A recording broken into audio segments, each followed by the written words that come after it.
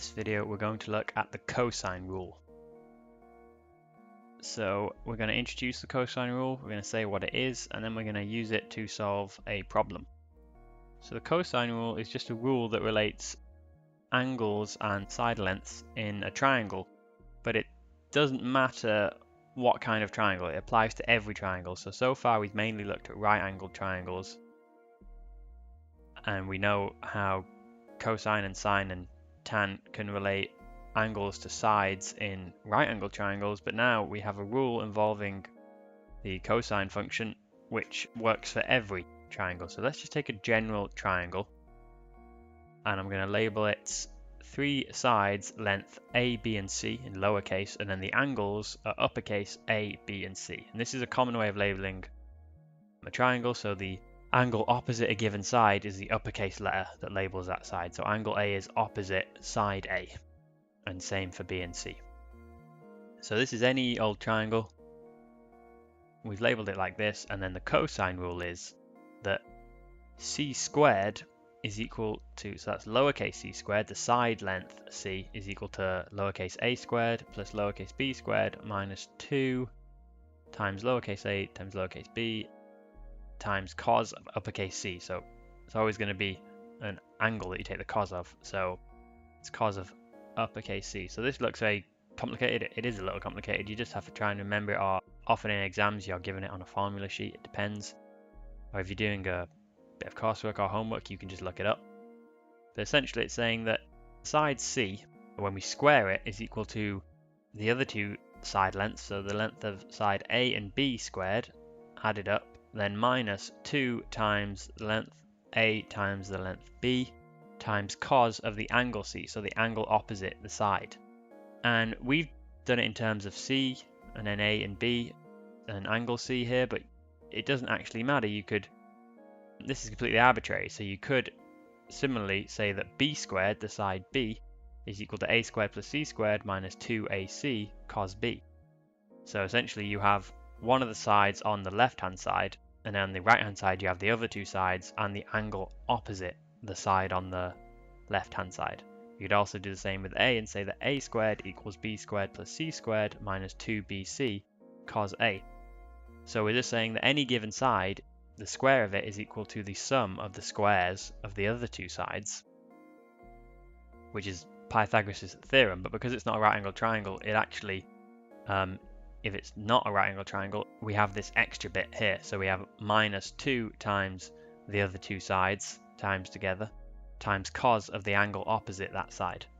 So it looks complicated. You just have to try and get your head around it, and then we're going to apply it to a simple problem where we find all the angles and sides in a triangle. So say in the diagram B is equal to 5 and C is equal to 10 and angle A is 30 degrees. Find the remaining values.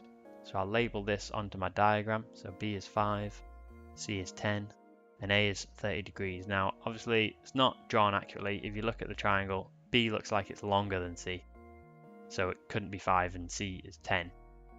But that doesn't matter, you don't need accurate drawings. We're just saying, say this was the case for some triangle. We've represented it here. It's not completely accurate drawing, but we're saying you have one side is 5, another side is 10, and the angle where they meet is 30. Then you can use the cosine rule to find all the other unknown values, so we can find the other two angles and the remaining side. Let's start by finding the remaining side, A.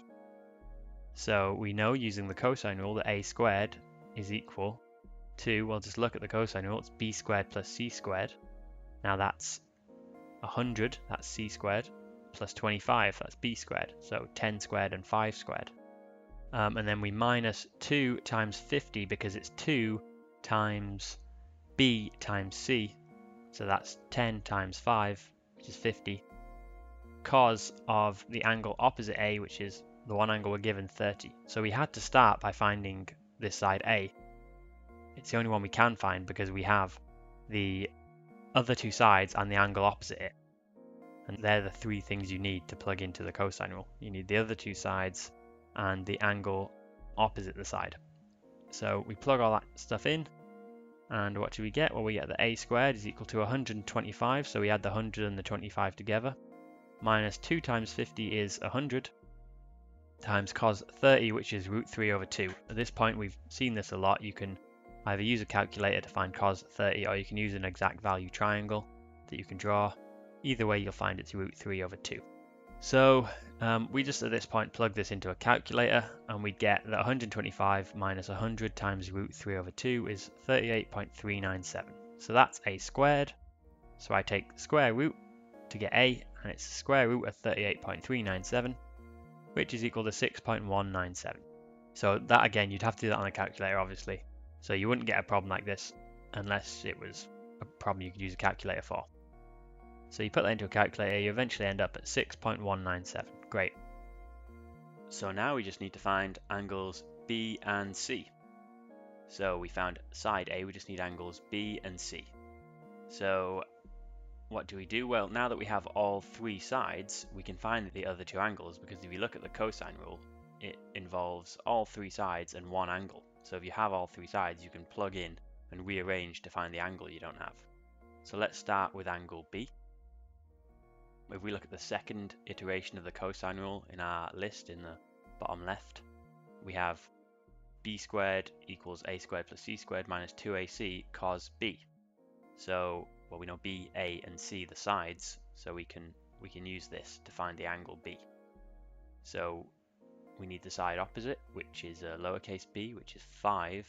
We plug that in, so we get 5 squared, which is 25, and that equals a squared plus c squared, which is 138.397. That's because c is 10, so we square it, we get 100. And a, well, we know a squared is 38.397. Just look 2 lines above, and we see that we had that previously. We had a squared was 38.397, so we add the 2 up, we get 138.397. We then do minus 2 times a times c, so that's 2 times 6.197 times 10, and then we times that by cos b. So we just need to rearrange this to get the b by itself.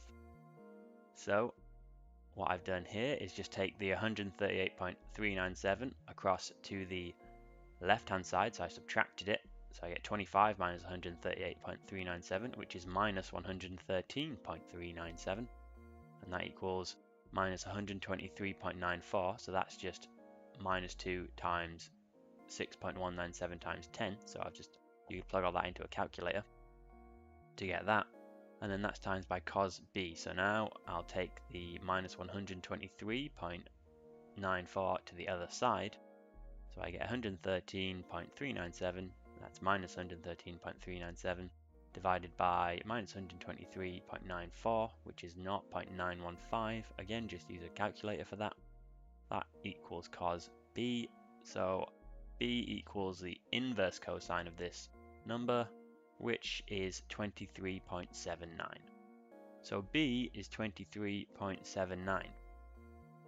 Now, the final thing to do is to find c. Now, I'm actually going to let you just try and do this, because it is exactly the same as b. You're just plugging the numbers in to the equation a little differently, because now the side opposite the angle is the side c, which is 10, and then the other two sides are b and a, 5 and 6.197. But you'll just plug in the exact same way, rearrange and find c using the exact method that I just did. So I'll just say that what you should get is that cos c is equal to minus 0.591. So when you do it, you should get this, so you can check, and then you can just rearrange to get that c is 126.2 degrees. So that's just taking the inverse cosine of 0.591. So I'll leave that as an exercise to you. You can check your answers against these answers here. You should get angle C in the exact way I found angle B. And she saw far off the great river